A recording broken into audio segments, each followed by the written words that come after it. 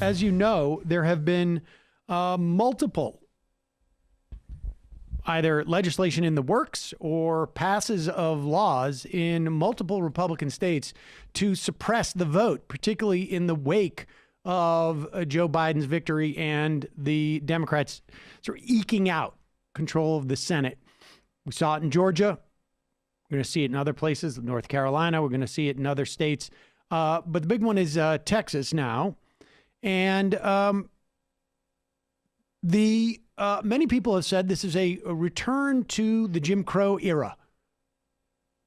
That was an era marked by essentially suppression of the vote, particularly of black people.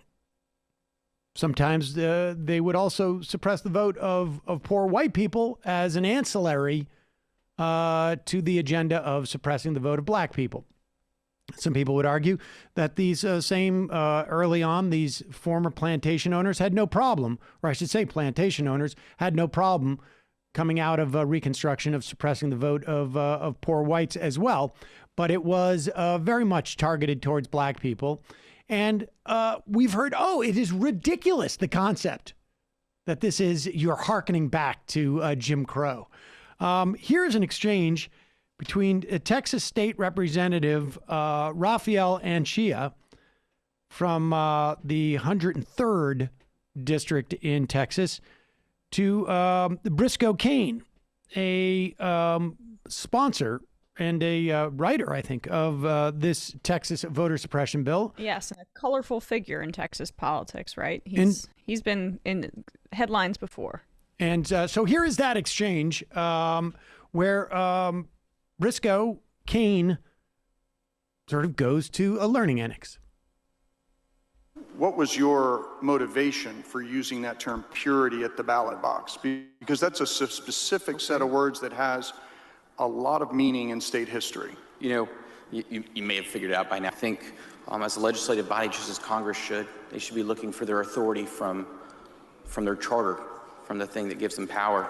And so when we're looking at what authorizes us, right, the sovereign people of the state of Texas who delegated their authority through the Constitution, we then should look to the Constitution and say, what gives us authority to do anything on this issue? And that's the provision that does that. And so that would be why. Did you look at the history before using that word? No. The only thing, if we were to have a discussion, maybe over some coffee or a drink, somebody I could go into the details of Article 1 really well. I've read the debates in the journals of the Convention of 1875 on that for that thing, but I'm not familiar with the one. You may have missed it then. Article 6. And this would have been very obvious, I think, to anybody who looked at that and looked at that language. And that provision was drafted specifically to disenfranchise black people, black voters, in fact, following the Civil War. Did you know that? No, I'm sorry to hear that. And are you familiar with white primaries? We've heard and read of such things. I'm glad have you read about those? That's a disgusting thing, yes. Did you realize that purity of the ballot box language in the Texas Constitution gave rise to all white primaries? No, I didn't. And did you know that this purity at the ballot box justification was also used during the Jim Crow era to prevent black people from voting?